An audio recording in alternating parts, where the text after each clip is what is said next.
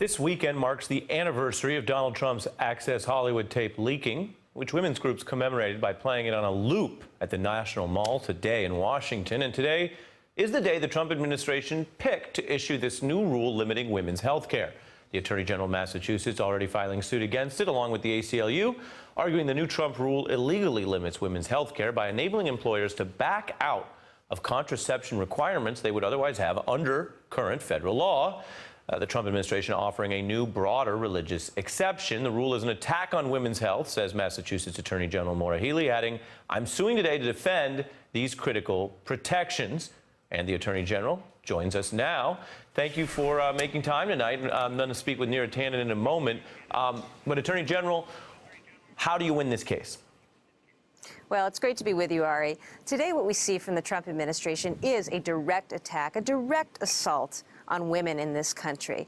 And under the guise of religious freedom, which already existed under the law, and the Supreme Court had already made that clear, nevertheless, Trump and the administration have sought to deny women access to affordable and reliable birth control. As a result, over 55 million women in America today are at risk. That's just wrong. We sued today in court to stop this rule from going forward because it's unconstitutional. It violates the Constitution in any number of ways, and it needs to be stopped. And briefly, what are one or two of those ways? Well, the first thing it does is it's a violation of the Equal Protection Clause. You have a situation where the administration has offered a rule that discriminates against women. It only affects women. Therefore, it violates equal protection. Ari, you're a lawyer. You understand the Establishment Clause. Here we have a situation where it's the boss getting to impose his religious beliefs on his workers, a woman and her family.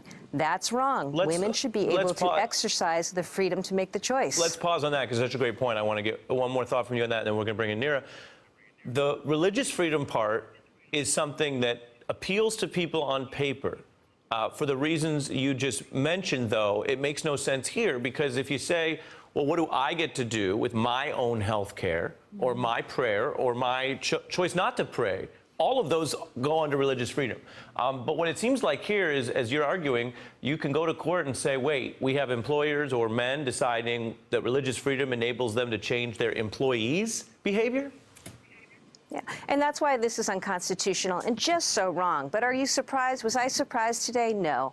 It's a shameful act, and women across America are rightly scared by today's actions and the continued actions from this administration. But here's why we're going to win. You can't do that. The basic principles say that we get to exercise religious freedom, of course. And the law, and the Supreme Court recently set this clear in Hobby Lobby, there are already existing protections for religious freedom under the law that protect religious institutions and the like. But that's not what this is about. This is about a systematic effort to eviscerate and undermine completely women's access to health care. And I'll tell you why. Not only are they offering religious objection, Ari, as a reason, they offered a separate rule today that said the boss gets to basically lob a moral objection that would allow the boss to deny care to women or to other employees. That's just wrong, and that's what's really scary. The idea that somebody, an employer, could make a moral objection that would deny women access to needed health care really opens up to a scary degree any number of options. And again, it's why I sought to file directly in court this afternoon and to seek an immediate order to stop this rule from going forward. As I say, President Trump is once again showing to be at war with women in this country. He needs to be stopped, and we're going to look to do it through the courts here through this action. And Neera, go ahead. I think the challenge here is that this isn't the first thing the president has done, that Donald Trump has done regarding women. From the moments this administration started, he announced and has pushed forward a plan to defund Planned Parenthood. He's rolled back rules on paid leave, rolled back protections around equal pay. From beginning to end, this administration has been, it seems, at war with women, but really fundamentally attacking basic core protections. Let me just say, this contraceptive rule has been incredibly impactful. It's helped women, but it's dropped the teen pregnancy rate in this country. We've had the biggest decline in teen pregnancy in decades. Why? Because of access to contraception. Why people want to get rid of that is really just a reason they just want to undermine women's rights, and that's what's at stake here. So, I mean, that's the law and the policy and some of the constitutional footing. Neera, I'm also going to ask you about the politics. Senator Sherrod Brown suggesting today that this is not a winning path for Republicans if, in addition to the government in your medical office, they should add your boss. Healthcare decisions, he says, should be between you and your doctor, not the government and your boss. Neera? Access to contraception is not a 50-50 issue or a 60-40 issue or a 70, it's like a 30 issue. It's a 80-20-90-10. There is almost unanimity on this in the country. But once again, Donald Trump is appeasing the most extreme elements of his base. And, you know, as you discussed earlier in the show, his support now is at 32%. The group he's losing is women, women of all stripes. And I think this is the reason why they see that Donald Trump stands on one side, Jeff Sessions stands on one side, HHS stands on one side, and they stand on another.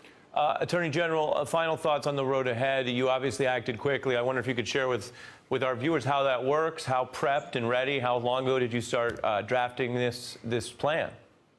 Well, you know, Ari, we have been contemplating this for a while because, unfortunately, this is a president who time and time again has sought to make good on any number of unconstitutional campaign promises. So we were ready to go today because we know how high the stakes are, how serious this is. You're talking about women's access to preventative health care services that, as Neera says, are so effective and so important and so widely used by Democrats and Republicans alike. This is not and should not be a partisan issue. This is about health care. So, look, we've sued the Trump administration before. We've been successful. We're going to continue to make our case every day. This is about the Constitution. And once again, we have a president who doesn't seem to think that the rule of law applies to him, doesn't seem to think that his administration needs to abide by or respect basic constitutional principles. But as a state attorney general, that's my job to make sure he does.